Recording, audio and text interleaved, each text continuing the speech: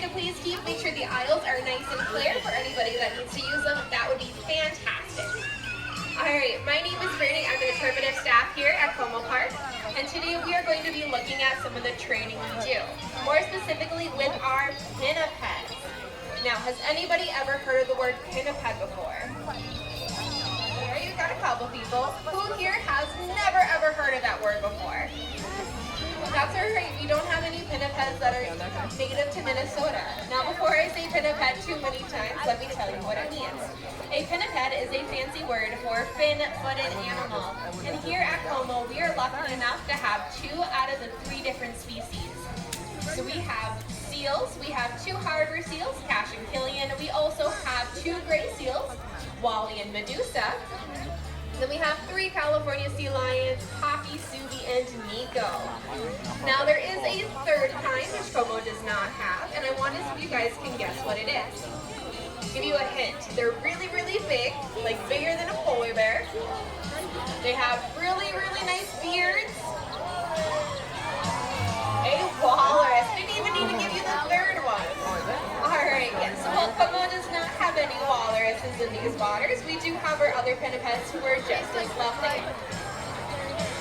Alright, so it looks like our keepers are making their way over, so let's give a round of applause.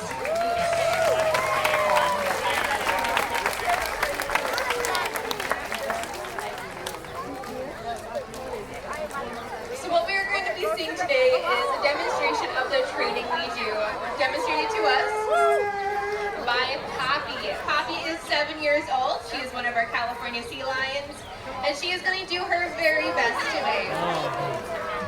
So what we're going to be looking at is going to be a bunch of different behaviors that our keepers are able to use for husbandry or animal health care. They do this by using operative conditioning with positive reinforcement, and essentially what this means is our keepers are going to go ahead and ask our friends for certain behaviors, and if they do that behavior, they're going to get a really nice tasty reward. Can you guys guess what a seal or sea lion might like to eat? Fish! Fish, absolutely. Do you guys like to eat fish? What about raw fish? No sushi lovers out there? All right. So you will notice quite a few differences between our shows now and way back then. So we've been doing these for quite a while, since around 1956. One of the some words are hard. A couple of the differences are going to be our big beautiful amphitheater that we have. This not only is salted and heated, which is so much better for our friends' skin and eyes, it is also a lot bigger so that we are able to do multiple trainings with multiple animals at the same time. Now the biggest difference is going to be why we train. Back then it was a lot more dedicated towards human entertainment, which is alright.